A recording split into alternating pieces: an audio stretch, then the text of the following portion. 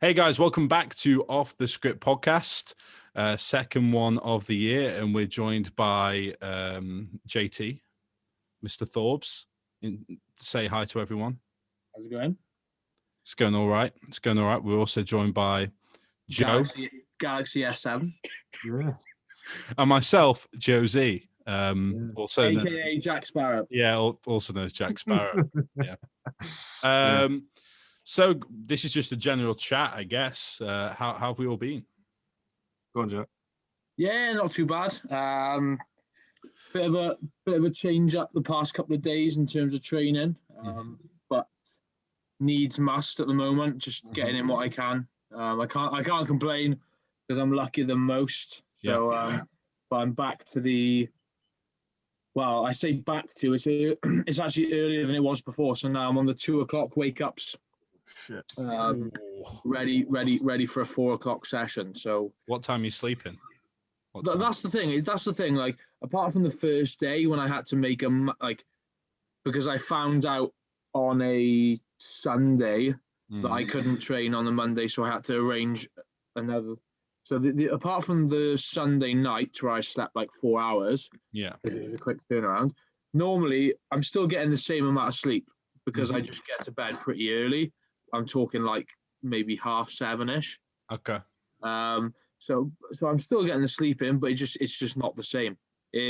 Of course. Even though I'm getting the same amount of sleep, it just feels different. I find, and also I have a lot more of the day as well, because if I'm getting up at 2 o'clock, I've got so much more of the day. Whereas before, basically my whole day was focused around training. So man, that is a crazy sleep schedule. Yeah, that is a crazy schedule. And it's a bit. I'm not complaining at all, but and it just feels different when you're in the gym, like, because this gym isn't a proper gym, so it hasn't got any sort of heaters, radiators, or anything like that. It's essentially a tin shed. Love it. And, like, when I was in there today, I actually think it was colder inside than it was outside. No, than it was out, because I think there was a wind outside, and it seemed to like heat it up a little bit, whereas inside it was Baltic. And it feels strange because even though I wrap up decently warm in there, that you just can't get a pump, and I feel like I've had decent sessions so far, but the feeling isn't there. Like, it just feels like it's almost like the body's just numb when you train. But at the end of the day, I can't complain. I still have somewhere to train, unlike most. I would still probably rather train there at 4 o'clock in the morning than use the stuff I have at my house and train whenever I want, even though I've got a lot of selection.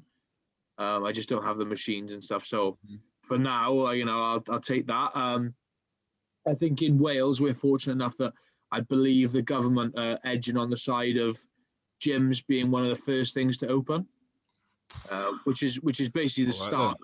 That's the complete opposite to what they're talking about in your end. Which is fucking daft. I don't see what the logic is behind that, but we're looking at potentially mid-March, I think. Wow, that's not bad at all. So it's not bad at all, really. So it leaves me maybe 4 weeks of dogging it out in here. I don't know. Not literally. Guess I'll be moving your ends, Jack. Yeah, why not? To be honest, mate, I would be. Obviously, I did that in lockdown, the end of lockdown 1. Yeah, I was, because you opened up 2 weeks before we did. In terms of gyms, I was going to Bristol for 2 weeks straight. But I don't know. Joe, what about yourself? Enough about me. Not a lot, mate. Last time we spoke, all three of us, was just before the Olympia, right? So yeah, and we were fucking massively wrong with that. Should we chat about that actually a little bit?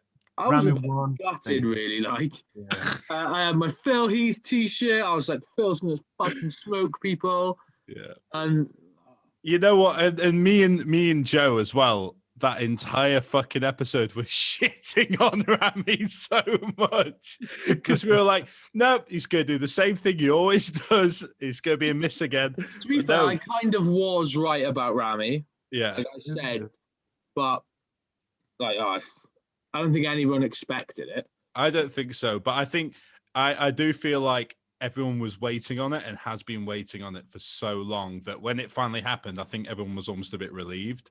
Yeah. In a way, like I wasn't. You can't be mad about that win. Oh, I don't think there was a single person that was upset about that. Yeah, that was the most. I think the most concise victory at Mr. Olympia we've had in how long? Like since I don't know. Because even every one of Phil's wins, there's been arguments either or, you know. Yeah, except for maybe his first one. No, 2016 was a good win for Phil. 2011. Yeah, of course, but 2011 was just undisputed, no? Yeah. Everyone was on it. But probably up until about then, really. So there's always been a bit of Yeah. It's because Rami's not narrow, so they can't really pick apart anything from it. It was just some of those like crowd videos that people post on their stories. Just be like from the crowd perspective, his glutes, hamstrings, everything, just fucking bonkers. Like I couldn't get my head around like the amount of detail. And let's be honest, like Brandon improved. Yes, Brandon looked good, you know. Yeah. And for the champ to improve, it shows how good Rami was. Because I thought Brandon looked awesome. But you just can't compete with an on Rami. Like you just can't. Well, you know? Yeah, that's the thing. I guess what was Rami's last placing? 6, was it? If that's the case, to go from 6th to then beating 2 Mr. Olympias, one of which had improved drastically since he'd last. And I still like he copped some flack, but I still think Phil was pretty outstanding. Mm-hmm. The back double was arguably still the best it's been. There was no issues with that at all. Yeah, I think that any other year he would have just taken it again. Honestly, potentially. I think if it was any other year, they could have given it to him. Don't get me wrong. I think the stomach. I don't like talking about it, but the stomach kind of was an issue. But like apart from that, I thought most things were pretty bang on. Like maybe he was a little downsized, but I think what didn't do him any favors was the fact that the midsection was a bit out. So it maybe having looked at him on stage and like the rounds of posing and stuff from Phil, I feel like that is just something that's going to take time, which he obviously doesn't have much of left, but that's a time thing. When you've got a neuromuscular issue, as opposed to just, something that you could rehab like any other muscle or tendon or ligament, like that's easier to deal with. What he's got is an issue that will take a substantial amount of time to sort out. Like is that Phil done now? I don't know, man. I think he'll do that Athleticon maybe. Yeah. I don't think there's a reason why Phil shouldn't do an Arnold Classic, because has he ever won an Arnold Classic? No. So I don't see why he shouldn't just go and mop up, really, because there's no reason he wouldn't win. He'd still bone out people like that. Yeah, it depends. But it's like everyone was saying, he was downsized. He didn't have that pop. I just think he played it safe, stomach-wise. Probably went in a bit flat. That's probably why. He just didn't push it. Yeah, So otherwise, it would have probably looked the same as he did. Like I think what he did made sense. You can't fault him for that. Like just like obviously he had a bit of, and I saw some. I don't necessarily agree with this, but there was definitely a bit more water under the skin than normal. Yeah. And as a result, that's what obviously people like. I guess that's what lost it for him in many ways. But you could argue that because he didn't push the fullness, that's why that happened as well. Yeah. Because that can quite often be the case that if someone's not bulging full, they look like they're carrying a little bit because everything's not pushed the surface. Yeah. And potentially the Heath camp was banking on Rami coming in off as he always has. Yeah, of course. I think everyone was. I think everyone was. I don't think anyone was expecting that. Imagine if he turned up at Spain. Imagine if he'd actually got to that show. What would we have seen? I don't know. I don't think he would have been as good as he was at Olympia. I think he would have been, but I think he would have still been vastly improved. Still would have fucking nuked it though. Yeah, that's the thing. But other than that, no, I'm doing good, mate. Get back to that. Food's going up. weight's going up fucking finally, thank God. Training all right? Yeah, I'm feeling good, man. Was a bit shit a couple of weeks before Christmas. Other than that, though, on more meds and different sort of dosages now, so that's working well. But no, food's up, 3.5K, weight's going up, so yeah, happy days.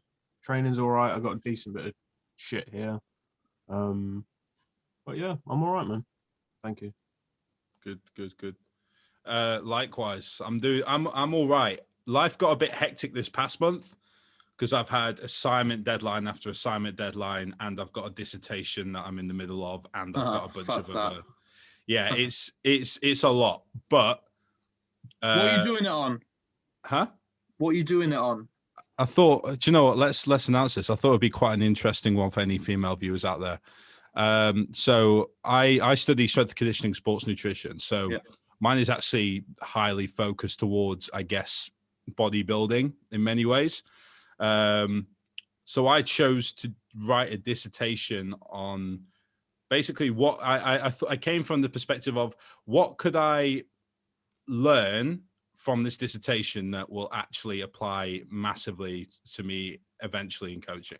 Yeah. And I realized I have next to no experience on functioning women when it comes to stuff like this, when it comes to bodybuilding or really any sport. And so my paper that I'm writing is on periodizing the period, basically. So I'm going to be looking at the effects of female hormonal cycles and menstrual cycle on performance in sport, and how you can manipulate variables as best as possible to actually mitigate any bad effects or maximize any positives that you can get. So yeah, that's my diss, which is going to be interesting. I'm going to try and see if I can eventually get published as well. Ooh. That's what you want. Yeah. Mine were, because mine were fairly bodybuilding related as well. So my undergrad one was the effect of beetroot juice on muscular strength and endurance. And what did you find? It wasn't like, if we'd done it properly, I think it would have been a really good study, and I think we actually could have got it published. Because at the time we did it, beetroot juice was a massive, it was quite new and everyone was raving about it. But I got paired with someone. He was a good mate in uni, actually. He won't listen to this. But I got paired with him and he was a fucking numpty. So we had to do it together and he just ruined everything. So for example, on the initial testing day, we had to get everyone's baseline measures. Yeah.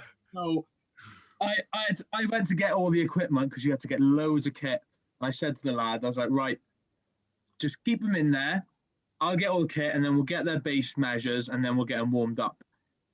I get everything, come in, and all of our participants are fucking warming up on the bike. And I was like, Bilton, what are you doing? We need to get resting heart rates and resting pulse for all this. What are you doing? He's like, I instead of wasting time, I just thought they could warm up now. Fucking dickhead. The whole study was then void, basically, because our initial data was wrong. So we had to just bullshit it. But anyway, we found that ultimate strength wasn't really affected because we did bench press and leg press. 1 rep max strength wasn't really affected, which you'd expect, but then the muscular endurance side, there was a slight increase in that, which would seem logical as well. That's probably what the beetroot juice is all about. What is the theory behind that? What is actually in beetroot juice? There's quite a few things actually. So there's nitrates, which there are potential that could not only increase oxidation, right? Yeah. So. It links to the blood flow. I can't off the top of my head.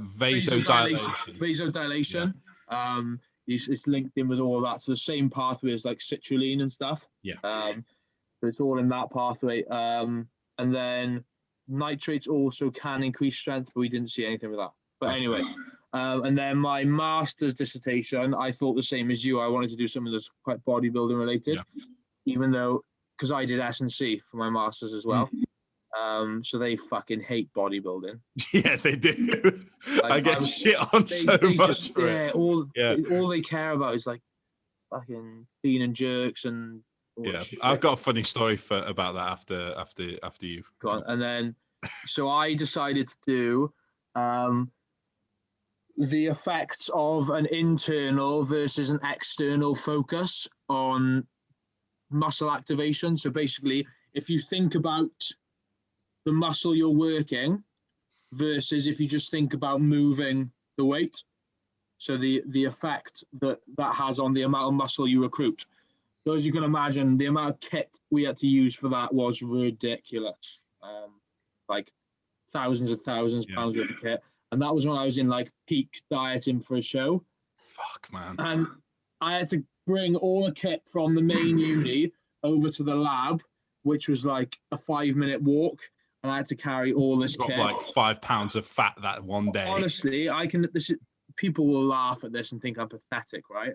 But I was like 2 weeks out from a show, absolutely peeled. Like, I mean, 4 or 5% body fat, nothing left. Nothing left, right? Yeah. And I can remember driving up to uni and thinking, how am I going to have the energy to carry this? Like, and I was welling up at the thoughts. Like, I was welling up at the thoughts of carrying, because I just thought, I can't do it. I physically can't do it. But that was a really good study. So basically, we hooked everyone up, tested their biceps on a curl, and the amount of activation they got. EMG activation. EMG, yeah. The amount of activation they got in their front delt, bicep, and tricep when they thought about the bicep curling versus when they just thought about moving the weight. And it was actually a really good study. That's cool. I like that. Yeah. And as you expected, it was basically the internal focus increased the amount of activation in the bicep and like reduced it in surrounding muscles as opposed to the. Was there a drop off at all in terms of ligament and tendon loading? No, that wasn't really looked at. Okay. It was more like the amount of like they basically wanted me. They said stop looking at so many variables because that makes sense. Yeah. Honestly, you won't believe looking at EMG is an absolute nightmare. Like, I can imagine. That's why I've steered away from it. I've done it before, but I fucking hated it. And I got done over because my tutor wouldn't pass me off to using the kit. So by the time I got to actually use it, all the students who I was going to use as participants had gone home. So I had no one to use. So I had to use my mates from back home, and I ain't got that many. Like obviously I know loads of people, but not many people are going to be willing for me to drag them up to Cardiff. Yeah. But what I had to do is I had to use their right arm and their left arm. Don't tell anyone. Yeah, of course. So yeah, had the full set. I named them 2 different people. So gotta do what you gotta do sometimes. So Jack 1 and Jack 2. Yeah. But yeah, they were 2 really good studies. Yeah, that second one, the EMG one, sounds actually very interesting. Yeah, at the time there was a lot coming out about that at the time as well, which is a really interesting topic, and it does relate massively to bodybuilding, really, if you think about it. Yeah, absolutely. So, yeah, cool. My story about S&C at uni and them disliking bodybuilders was my last show of the 2019 season was the day before I had my second year induction for university. So I showed up basically with a full coat of stage tan on, in shorts, in a hoodie, in slides. Because when you're showing, you don't really give a fuck, do you, at all? Yeah, but with that hair, you could have been like, what's your problem? You racist? I did look like a tangerine, so I don't know if they would have could have got away with that. But my lecturer, I sat down, not really batting an eye, but everyone was staring at me, and then my lecturer just looks at me and goes, "What the fuck have you been doing?" Like that. I'm like, Oh, rolling in competed. shit. I was like, oh, I just competed yesterday. And he was like, in what? In bodybuilding. He was like, oh, okay. Like that. It just passed it off and I just flashed my quad at him, you know. If you just said golf, it'd have been like, oh, tell me.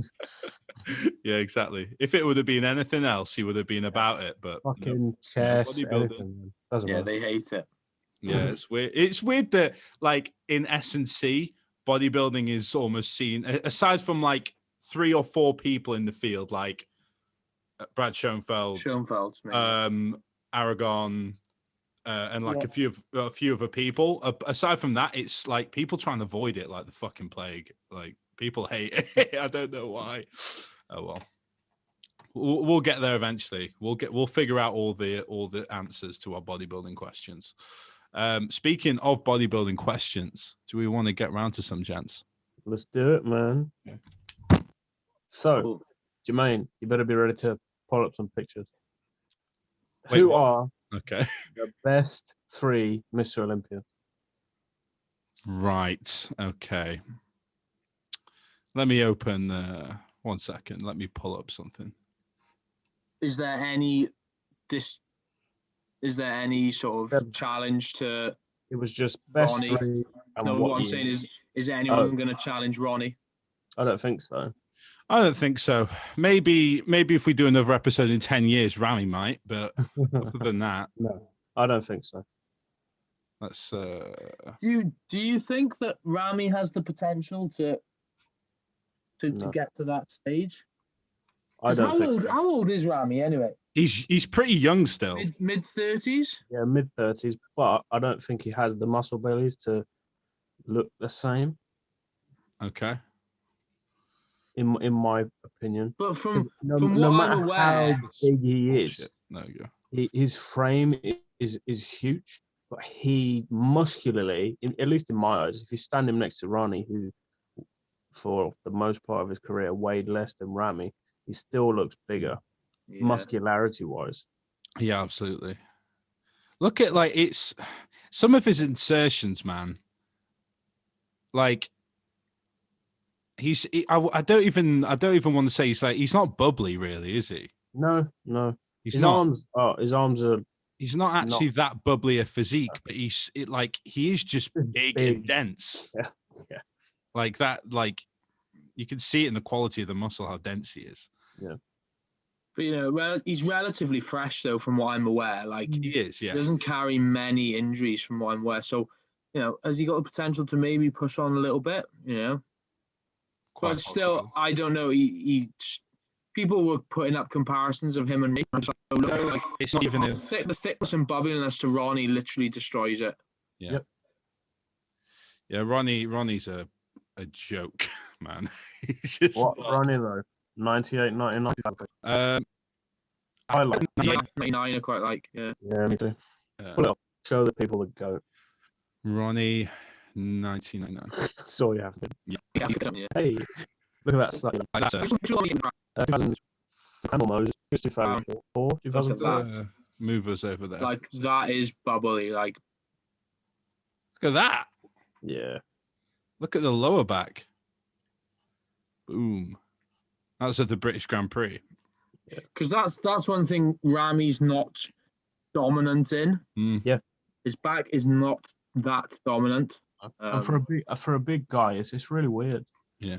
See, obviously height and size comparison, not matched up at all. But like, look at the fucking. Oh, gee. Yeah, because Phil's known for his arms, but look at Ronnie there. Look at Ronnie's arms. Look at those. Like, what?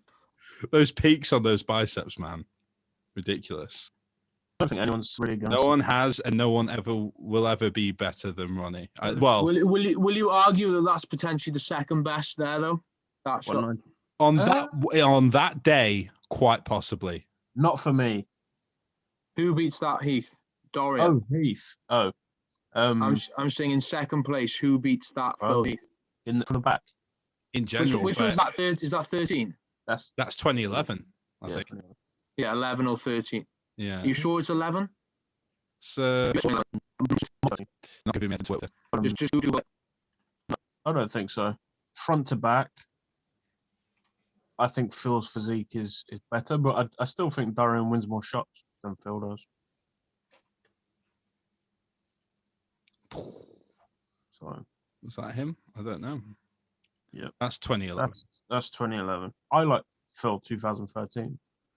Yeah, the 13 I think was the best one. Yeah. Yeah, that was the one we were looking at. Purple trunks. 13 was the best. No difference there. Like 11, incredibly streamlined. Yeah. 12, like what the fuck happened in 12? Like, still very dominant, but that's like look at his neck. No, but seriously though, like he's definitely just thicker everywhere, and therefore it's to someone who doesn't know what they're looking at, they won't see much of a difference. But he is just bigger there everywhere. Do you think as well the 2012 look like that? Still, that the weight hasn't stuck fully yet, and then 2013. Yeah. This is an issue as well that Phil's had for years, right? Is tightness. Yeah. You could tell in this shot here in this year, he was tight up top. Yeah, and you can see it in his face. He's like, but then this looks so much more comfortable in 2013 again.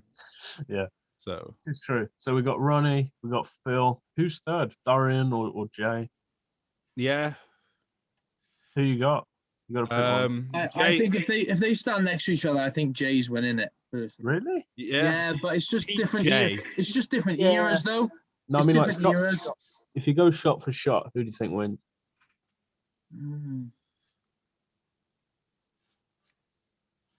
I don't know, man.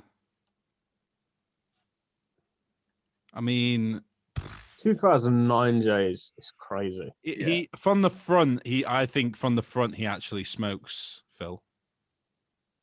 Quad lower body development is beating Phil. Not lacking really up top either. His abs are like fucking in tight, you know. For sure. I don't think he's struggling. Look at that shot there. Look at that midsection, man. Yeah, it is class. If his midsection was the same width as Ronnie's, as well as having that detail. Oh my god! Just don't even talk about it. He's got I prefer Jay's front lat spread to Phil's. Yep. He's got him in the front lat spread. He's got a lovely front lat spread. Yeah. I think Phil has him in Phil might have him in a front double. I can't remember what Jay's front double even looks like. Not the best because of the waist. Yeah, that's the only knock on it. Yeah, Phil has him in the front double. I like that shot though. Yeah, on his standing there, looks sick, especially the legs. Yep. But you never know standing next to each other. Because Jay's so much wider. Yeah, it might actually show him up a little bit. I think so. Well, I mean, it's true. They did stand next to each other in 2011, but what about 2010? Did they stand next to each other in 2010? I think they might have done. Jay pretty much won that fairly comfortably. That was in 2010. Believe it or not, Phil's knock on Phil was always his legs back then. Yeah, I think you can see that. Yeah, like look at the sweep on. And if that is the case, do we think Brandon can bring his legs up? Well, he already has. He has. They're still not where they need to be, but they certainly are better. It's just obviously he's grown proportionally everywhere this past year as well. He's just bigger all round. But if he focused and spent like a year with that as his off-season focus, then yeah, absolutely. Cool. I think that's enough of that. Yeah. Okay. This ain't stage talk, boys. Yeah. Okay. Next question. What meal is most important for you in the day? I think it's probably the same for everyone, though. Pre-workout. I'd argue pre. I said breakfast. Is breakfast your pre? In a deficit, I would say pre. But in terms of being in off season, I always like now for me, breakfast is the biggest meal of the day because I've had that like 9 to 12 hour fast. When I was like deep in prep, breakfast was the one for me. So I've got the reverse like theory on it. I don't know.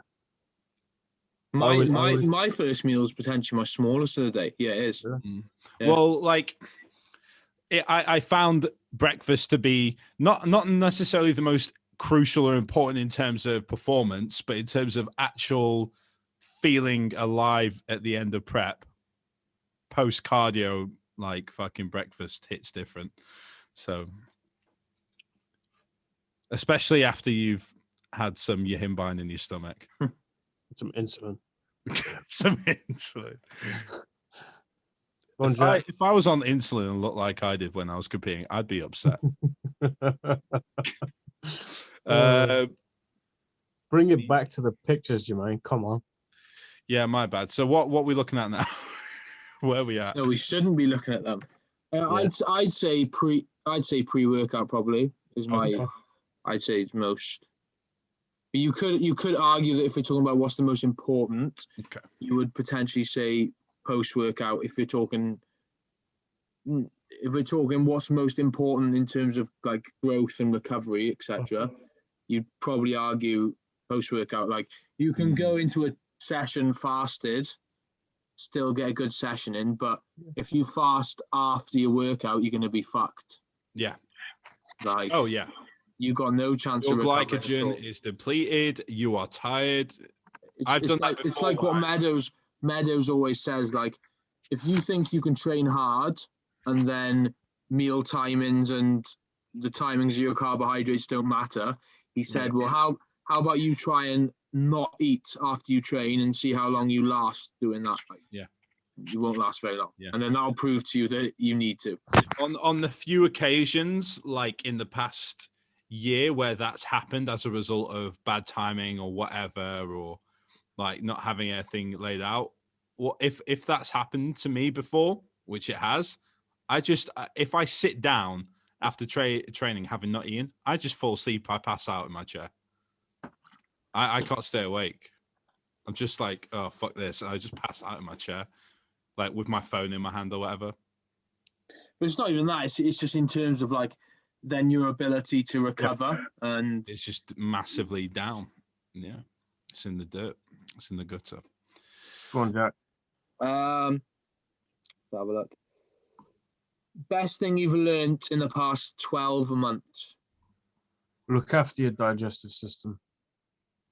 Was that in the past 12 months, or did you already know that? I knew it, but I didn't really care. He knew it. He just ignored it. Yeah. Oh God, that's a question.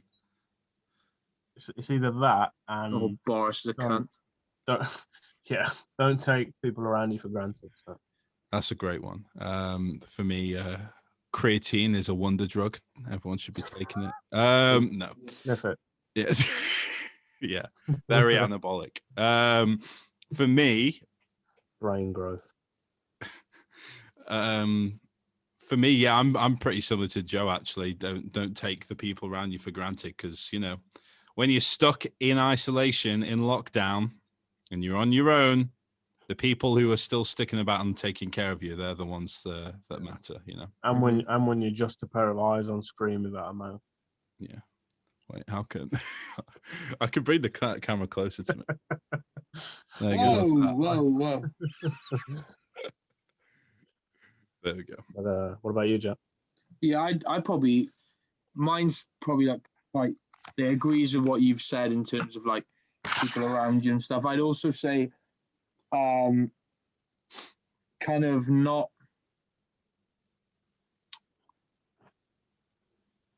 like building and keeping relationships with people, like it's key, and never to burn bridges, and try almost like networking and stuff as well, because like this may come across as a bit selfish, but I'm pretty sure I've touched on this podcast before, but unless I was as open and willing to talk to people and give a shit about people on social media, I wouldn't have half the opportunities that I do have.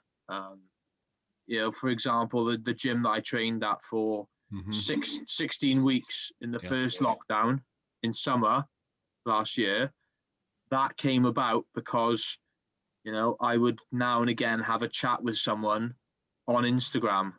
I took the time to talk to them at Body Power once, and then it just turned out that he had a gym, and when shit hit the fan and I had nowhere to go, I didn't even ask. They extended the offer to me, you know, and that goes for more than just that and me in that situation. Like for other people as well, you know, that these opportunities, like loads of people. It extends more than just the gym situation, but I'm using it as an example. You know, that could be even like sponsorship, just or business, jobs, etc. Yeah. But you know, another example, it's the same thing. So a couple of weeks ago, I thought, oh, I haven't spoken to this guy who let me train at his gym for a little bit. I haven't spoken to him for a while. I'll just drop him a message, see how he is, etc. Just have a little chat with him, and you know, 2 weeks down the line, I lose my current gig, and I'm left without a gym. Yeah. And when I sort of extend that and ask him about if I can come back, he's happy enough as it is. Wow. He probably wouldn't have been that happy if I hadn't spoken to him for months on end. And then when it came to it, go, oh, by the way, can I come back? You know, so it's just little things like that.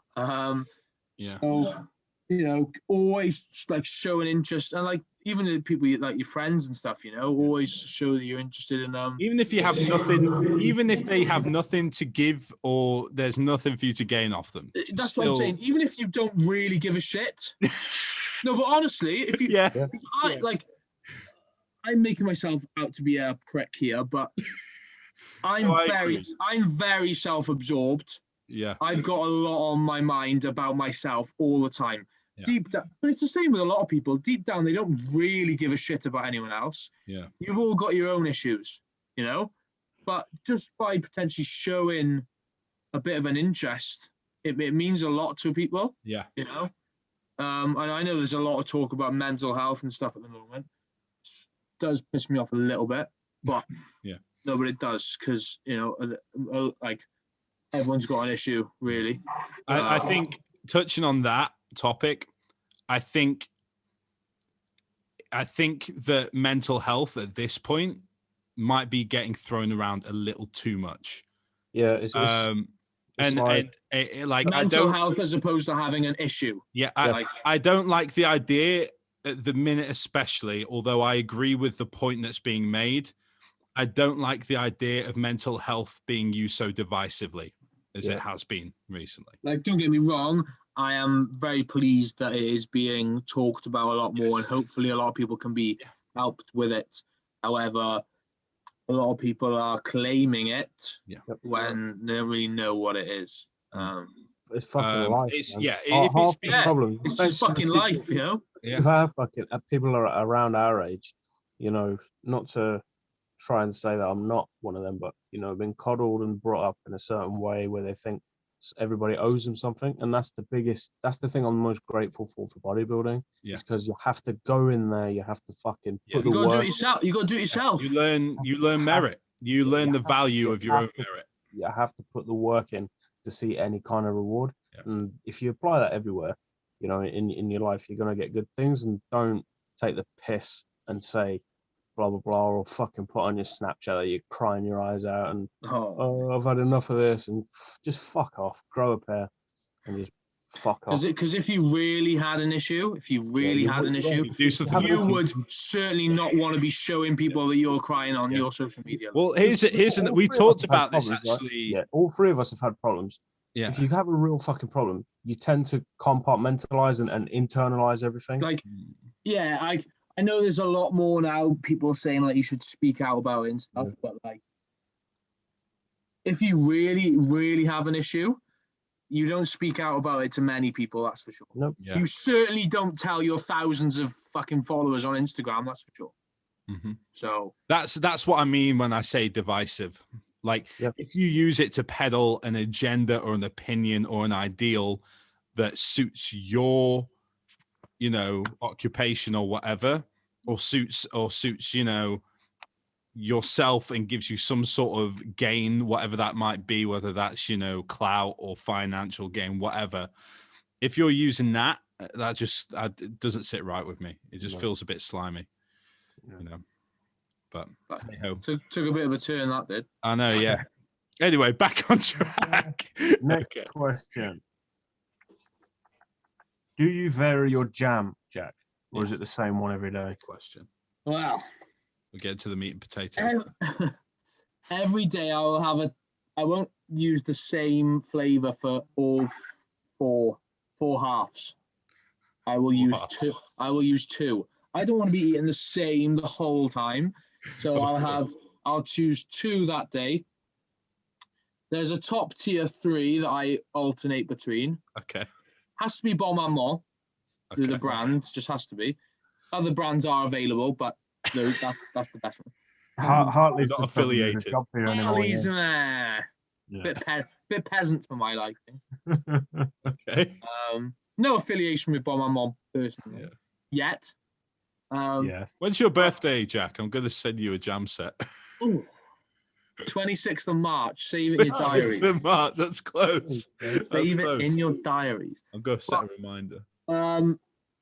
In my opinion, the top tiers of the Bon Maman are strawberry, like standard strawberry. They do a wild strawberry. It's not the same. Raspberry, they're the top 2 really. Then I throw in blueberry now and again. Yeah, get your pen and paper out, Joe. Get it out. I'm writing this down. Strawberry, raspberry, blueberry. They are top. I like an apricot jam. Yeah, but wait there. They're the 3 main ones. There are other ones that get thrown in, but only now and again because they get a bit not boring, but they're very strong and they can.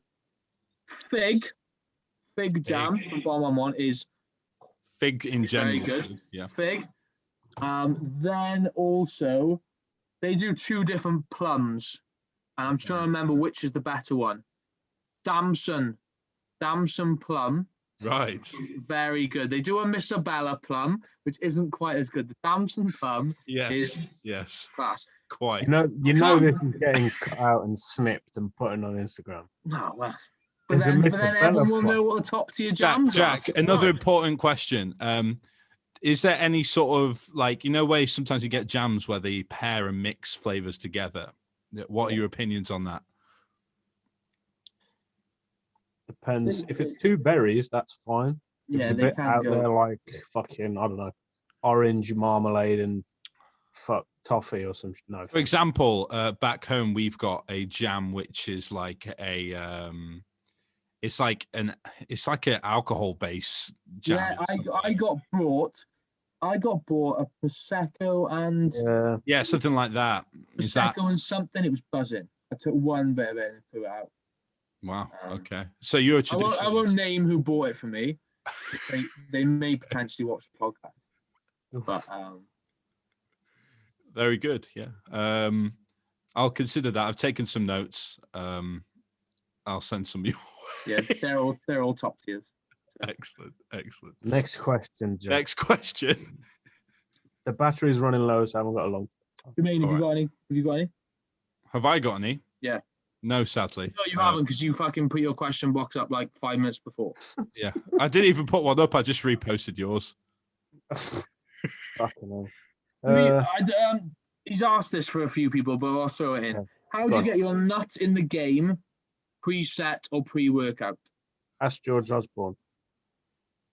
If you go back to June on this podcast, you can have a 2-hour conversation with George. Yeah, there you go. How do you get your nut in the game, son? There you go. Sorted. No, in all seriousness, I walk to my gym when they're open anyway. I like walking. It's about a 20-minute walk. So I have my meal, wait about 40 minutes, leave, go for a walk, put on some calming music till I'm like 5 minutes by the gym, put on the blasting crazy shit, walk in the gym. What is your blasting crazy shit? That comes in with the next song. It depends. Like, I'm a sucker for like old school metal. So I do like Judas Priest and stuff like that. Yes. But I like are you not on Jack Thorburn's playlist then? I'm not, man. I don't mind some of the new stuff. As I Lay Dying is a good band. Yeah. Classic. I like them. They're almost classic now. Makes us feel like 45 years old. Mate, I feel fucking old when I think about a lot of these bands. It's crazy. Yeah. Limp Bizkit sometimes. Biscuit. Yeah, all right. Go on then. Now we're talking. Sometimes. Linkin Park. Linkin Park. Smash Mouth. Yeah. Eminem. Jay-Z. Snoop. No, not Pac. really. I'm training, not having a spliff, lad. Snoop. Yeah, I've got consistently. Did somebody say "just fucking eat" playing in my ear? You know. Just eat. Nice. Somebody say just eat. What else on there? Let's link this in with the next question anyway. So you got biggest session of the week, one song on repeat. Now for me, it's nothing to do with what we just said. The song that I can listen to on repeat is "She Sells Sanctuary" by The Cult. Okay. I've got no fucking clue, mate. I'm sorry. It's like 7 minutes long, so I'd have to listen to it about 10 times. Yo, are you able to get that on YouTube, and will it play on here or not? No, it won't. It'll play for me, but it won't play for you. Yeah. Wait, what's it called? Fucking hell. The Cult. COLT or CULT? CULT, not CUNT. The Cult, yeah. Yeah. She Sells Sanctuary. It's a good song. It's very 80s. She sells or she sells? She sells on the seashore. And you said it's what, 7 minutes? There is an extended version. There's an extended version. Yes. That's for those occlusion sets. Yeah. Yeah. That's what that's for. Yeah. It's a good song. I like it. Might not be everybody's taste, but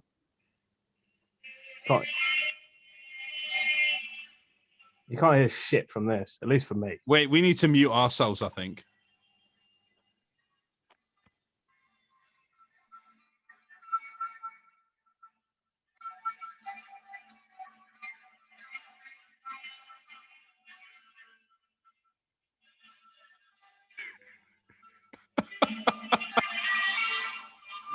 It's a bit it's like quite shamany, spiritualistic. Yeah, shit. I was gonna say it's a bit hippie for my liking, mate. I'm sorry. Anyone ever watched Layer Cake? It's the intro song for the Layer Cake. Right. It's fucking brilliant song. So. What about you, Jack? Oh, let's get around to a bit of what I don't even know what you listen to nowadays in terms of metal. Oh. As It Lay Dying, Born of Osiris, Chelsea Grin. They're all decent bands. They're all right. But I just can't listen to metal after the other. That's what I'm thinking. So I do pick certain songs. Yeah. I can't just binge through a whole album in a session. Yeah. Dead Space Dimension. I reckon you could have like a Linkin Park one on, like a bit of one of them, like one of the classics. You could probably rinse that a lot. Yeah. Yeah, like maybe like In the End, Linkin Park or something. You could like what's it called? Lying Away From You. I like that song. For me, it used to be a lot of System of a Down. I used to blast that shit a lot. I can't listen to that over and over though. Chop suey. Not like okay, not just the one. Have you forsaken me? In your heart, forsaken me. Not just chop suey. Chop suey. Fuck's sake. For 2 hours. For 2 hours. Fucking years will be pounding. Oh my god. No. Just not that song. I'm actually sick of that song at this point. I can't listen to that song. If it plays in the gym, I've definitely got headphones in. Yeah, coming back around, what was your one song that you play for a whole session? Yeah, what was yours? What was mine? That's what we're on now. If we're on now, fucking see, I've got a couple of songs which, to be fair, I do play a lot on rotation. Probably for leg day, I'd choose like Machine by Born of Osiris or Divergency by Born of Osiris. They're fucking bangers. Or to be fair, Don't Ask, Don't Tell by Chelsea Grin. That comes to mind. Mate, your head's gonna be mashed after listening to that for That's what I want, mate. Like that's what I want. I can't do it, man. I've never done that. I put it on for the main shit, and then I'm like, I can't. When the set is though, right? When we say the whole session, are we talking about just in the set? So we'd say all the way through everything. It's on the gym radio. Sure. I don't know then. Probably like a fucking rap or hip hop playlist or something like that. To be honest, one song, not a playlist. Yeah, well, you could just get one of those rap songs that's like 20 minutes long. Yeah, I'll just find on YouTube like the like Immortal Technique. Yeah, some some Wu-Tang or some shit like that. Yeah. So you'd only actually hear it like 5 times. Like, wow, for me, you'd hear it fucking. Oh, to be fair, I can imagine Jermaine doing Survival of the Fittest, Mob Deep. That's a fucking tune. I could probably listen to that on repeat the whole session. That's a good track. Or you could put one of those like orchestra mashups that are like ages and just like some classic stuff going in the background, because you could probably lose it to some of that stuff. Put on some of Vivaldi's Winter and just some Hans Zimmer, long stuff. Like fucking the Last Samurai soundtrack is actually fucking ace. Gladiator, something like that. Another good one. Yeah, just exactly like that. Exactly like that. What about drum and bass? Because it's basically the same thing. Mate, your head would be you'd be coming out the gym going like, let's fucking have it. The pre's going in, you just fucking skanking. Have you seen the guy on Instagram called Rave Face? Yes, Mr. Raving Face. Mr. Raven Face. Of course I have.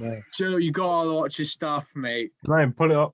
Just like you won't be able to hear it. It's like in the middle of nowhere. Middle of nowhere. Him and his mates have got like a speaker. They'll put the speaker down. He's like, he says the song name. He's like, oh, this is so and so by so and so. And he just puts the speaker excellent. Down, and he just starts going in the middle of nowhere. He's good. He's class, but in like the middle of nowhere. It is excellent. Everyone's just like, what's he doing? Let me share my screen. That'd be brilliant. You probably have seen him, to be fair. He's pretty prolific. I think anyone... I can hear it. He would get his videos up when he's actually dancing. Come on. I'll try and find ones where he's actually skanking. He's a fucking lunatic. That's like signature. This is it. The audio is very loud, so you probably won't even. The fact that he's been doing it for 2 years as well. It's funny. It's just in public.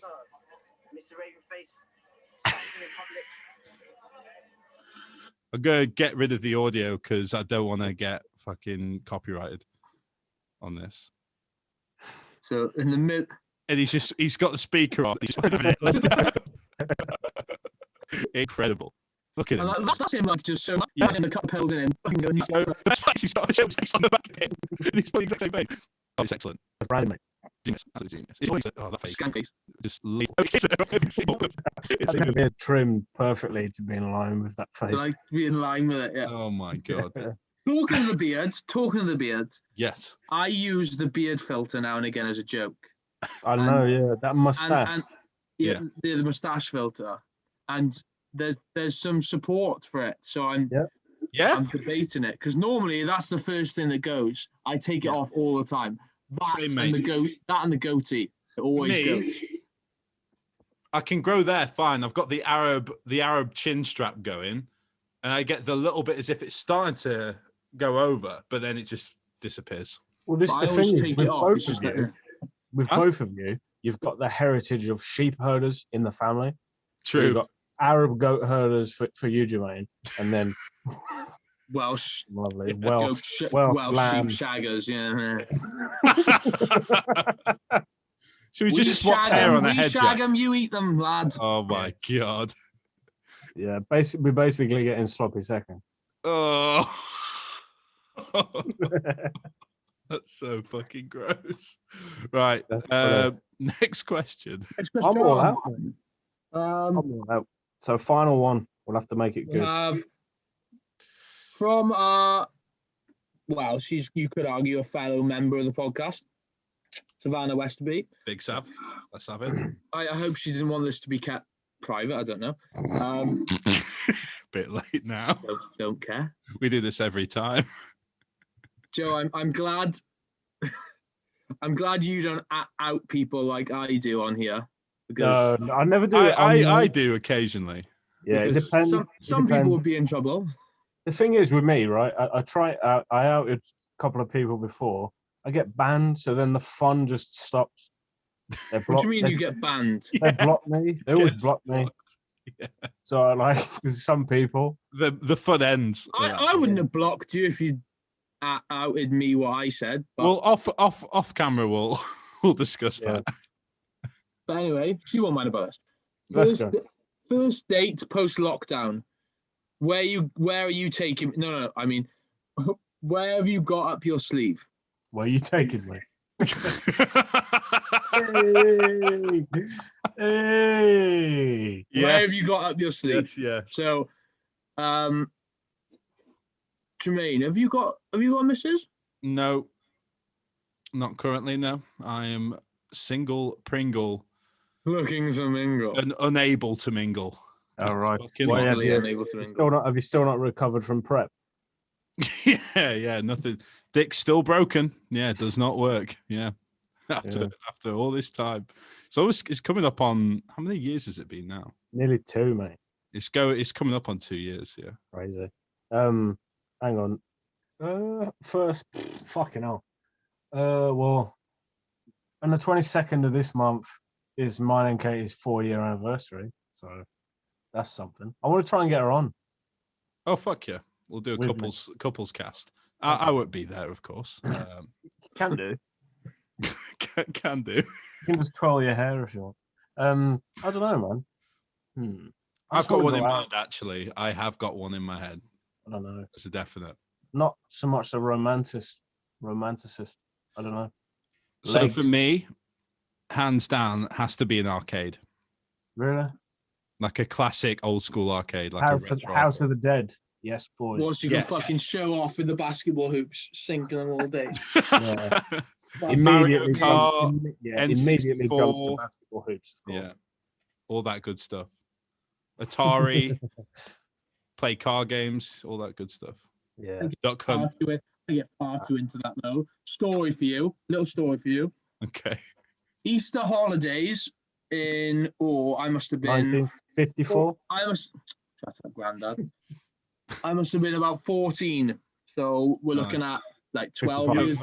12 years ago, something like that. Okay. Easter holidays.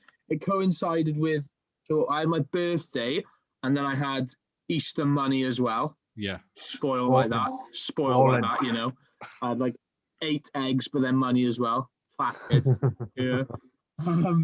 So I had I think it was £70 I accumulated. Big bucks. Went down the local arcade to me, and they had a Need for Speed. It was Fast and Furious. Yeah, it was a Fast and Furious game. Was it a proper seated one? I don't know if any of you have played it. Yeah, it's a seated one. It's fucking ridiculous, right? If you double pump the accelerator, the car does a wheelie. Loads of people will know what I'm talking about now because it's class. You double pump and it wheelies. Yeah. And then if you hit something whilst wheeling, you go over it and do like backflips. Absolutely ridiculous game, but it is class, right? I blew all 70 quid on this car game, but I topped the leaderboard on like every single track. And my nickname was LP Man, and I was forever known as like the top of the leaderboard. I smashed it. Is it still there now? Because my nickname I don't know. Well, nobody knows. My nickname used to be Piggy when I was in school, because when I talk, the flare of the nostrils, massive nostril flare. And when I was, but you're like nearly black, so I've got the flat nose going on. Yeah, like that's.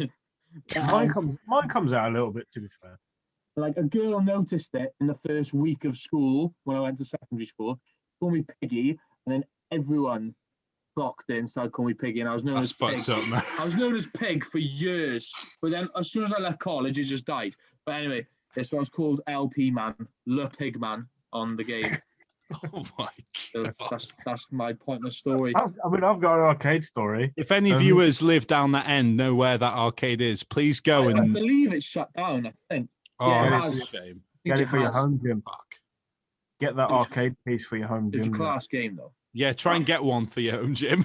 Stick it in the garage. Well, that'll be counterproductive, wouldn't it? Because you'd be like, "Oh, it's too cardio." Oh, wait, I'll go and have a couple of games on Fast and Furious. Mine's a little bit more incriminating. I must have been, I think it was the summer of 2011. And me and my mate went to the arcade. It was attached to like a bowling alley as well. And so we're in there. We win on probably the basketball because it's easy as fuck. And we're in there. We get a load of money. We got bare peas. You get me? And Never say that again. On the, you know, when you drop like the 5 P's in the machine and it goes like this. Yeah, the classic ones. Yeah, it was so close, and I thought, you know what, fuck this. Do you So I need the machine. Yeah. Everything fell, and the fucking alarms came up, and the 3 security guards, they couldn't catch us. Like, we were fucking gone. Like, I just imagine like Scooby Doo with the dust coming up from the back, and we ran. Did you get the bag at least? Did you get the coins? No. Fuck. And we ran, and he lived in a flat at the time, and we went up back to his, and for about 2 hours we were staring out the window to see if anyone was following us. Oh my god. It was fucking hilarious. That's unfortunate that you didn't get. And I didn't even get like 10p. Great. Fuckers. Unbelievable. Have you got any incriminating stories, Jermaine? What, from arcades? Anywhere. Other than me just slaughtering my mates at Mario Kart? No. Oh, don't even get me started on Mario Kart. The original, yeah? Believe it or not, yes, Jermaine, I'm talking about Nintendo Wii now. Yeah, me too. I had a world record on midnight. Oh, what's it called? Midnight something. It's the one before Rainbow Road, on the last. Oh, fucking hell! Okay, yeah, I know which one. When there's all the cars. Yeah. Driving on the. What's it called? I had a world record for like 5 minutes, and then some Asian overtook. There's not being racist. He had an Asian name, so I standard behavior. Yeah. Oh yes, that's the only way. Midnight something. Hang on. I'm sure it's midnight. Fuck knows. But anyway, I used to sweat. Joe POV looking like Hacker Man. Yes. On his computer. Oh. The phone's gonna die. I'm on like 3%. My favorite map on there was what was it? Like the supermarket map. Yeah. Oh, I know which one you mean. Like something more. Yeah, the mall. I can't remember. Wait, Mario Kart. Mario Kart midnight map. Put that. Yeah. For me, it was the reason why I'd end up doing well in Mario Kart, because for some reason I was the only one of my friendship group who could complete Rainbow Road in a reasonable amount of time. Okay. Everyone else was awful at it. These are all the ones. Luigi Circuit. Yeah. Classic. Moo Moo Meadows. Yeah. Moo Moo Meadows. Mushroom Gorge. That was my favorite map. Yeah. Toad's Factory. Mario Circuit. Coconut Mall. Yeah. DK Summit. DK Summit was one of the good ones. Wario's Gold Mine. Yeah. That was a bastard, that one was. Daisy Circuit. Cooper Cape. Yeah. Classic. Cooper Cape was a classic. That's a classic. Maple Treeway, that was quite hard. What was that? What was that? That German town one. It was like in a Bavarian village or something. Fuck knows. You sure it's not Bowser's Castle? No. Rumble Volcano. Okay. Yeah. And then the last one, which was the Special Cup, Dry Ruins. That was a bastard. That was Right. Moonview Highway. That was the one. Mm. Moonview Highway. That was the one I had the record on. Bowser's Castle. And then Rainbow Road. Rainbow Road, man. Those are the classic. Making me want to find my old DS.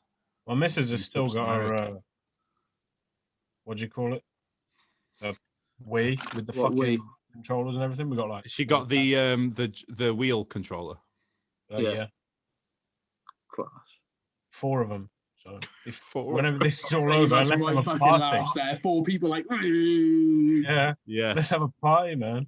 It'll be fun. I'm down Yeah. to clown. Because I bought Crash Team Racing a couple of days ago. Yeah, Stupidly. yeah. I didn't like watch the demo or anything. I just bought it. Played it once and it's crap. So I haven't played it. I've got my Nintendo Switch, but I don't actually have Mario Kart on it yet. Shock horror. Fucking amateur. I know. Currently, I have Monster Hunter, classic game. Okay. That's sick. I've got it on Xbox. Yeah, Monster Hunter's the Sick one. game. Animal Crossing. Oh. We've also got Mario Party. Okay. Mario Party. 1%. And we've also. I'm sorry, boys. What else have I got on there? Oh, and Smash Bros, of course. Oh, what a game. Unbelievable, mate. Potentially best game ever. It is. It's up there. It's up there. Blowjob view. Joe is going to lose us in a sec. Yeah. It's been a pleasure, Joe. Pleasure? Did I say that word right? Pleasure. Yeah, like a spastic. It has been a pleasure. It's been a pleasure. Do it. Do it. Right. Let's close the show, man. Shall we wrap it up here before you completely go? Okay. It would be nice. Yeah. Okay. Thank you all. Hang on. Shout out to Simon Brooker at HPG Activewear for hooking me up with some good shit. So Hashtag blessed. Hashtag ad. Yeah. Shout out to Simon. Big love. Okay, guys. So, Joe, Jack. Final thought. Hopefully some shows will be coming up soon. I know they're a while off, but then hopefully we can get some stage talk up again. Yeah, absolutely. Yeah. All right, guys. Thank you for listening to the Off the Script podcast. We'll catch you guys soon for another installment. Thank you guys for listening. Ta-ta.